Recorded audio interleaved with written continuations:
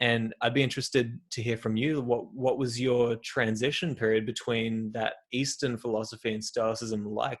Did you see similarities there? Oh, I mean, the similarities were like neon signs.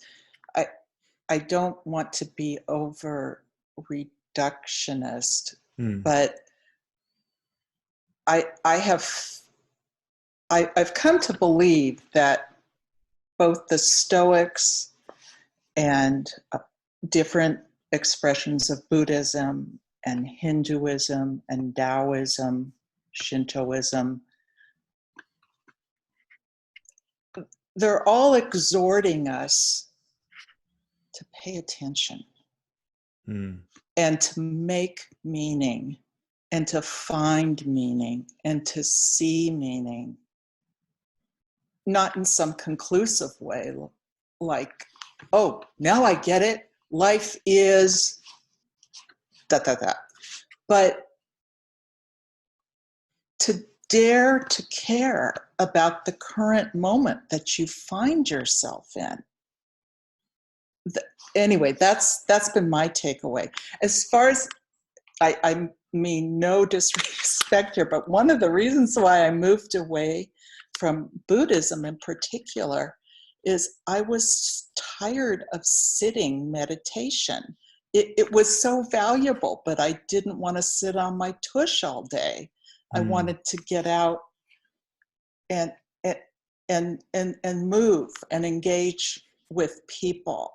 And so I repeat, I say that with all respect to those who practice sitting meditation. This is not a screed against sitting meditation, but I was doing so much of it, and I became kind of an isolationist. mm, And I I think life is, if you're going to find meaning any place, or if you're going to make meaning any place, it's always going to be relational. It's always going to be your relationship to another person, even when that relationship is merely transactional, or I shouldn't even say merely. It, every time we're in relationship, that's the opportunity for the good stuff. That's what, if you're of a religious cast of mind, that's where, to me, holiness is. That's the sacred opportunity. mm. So I guess I'll stop there. No, I think there's so much. Okay, there's so much that we need to talk about there, because it that idea that Stoicism is telling us to pay attention, that's something that I have absolutely concluded, or I've understood since learning a lot more about Eastern philosophy.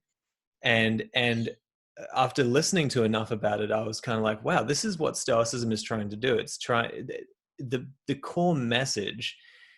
And I think that this has to do with the idea of aligning with nature as well. It's like, come home, right? Like, you have a home here, like you are home Beautiful. wherever you are, right? And Yes. that's why they say wherever Yes. you go, you're taking yourself with you.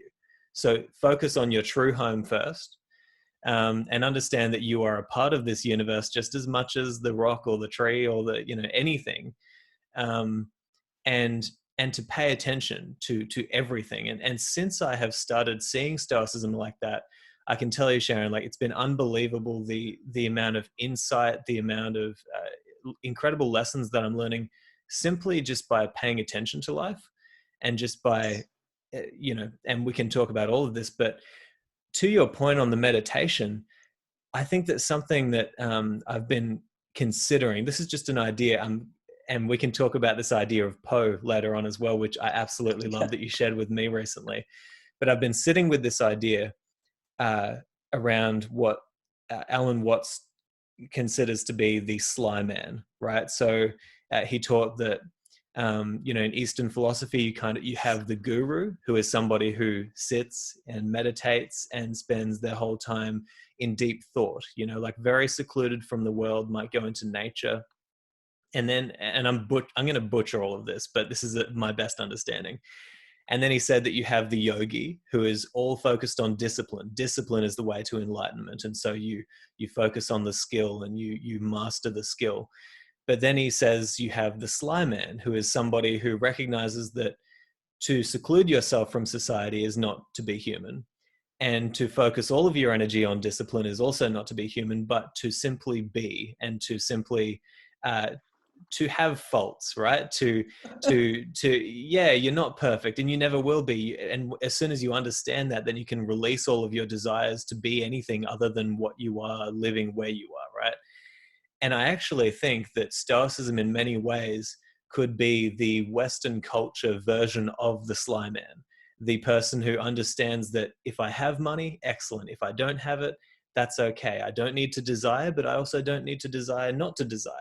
I just need to be here and recognize that this is my home, and I need to be as effective as a human being as I can within the structures that I live in, right?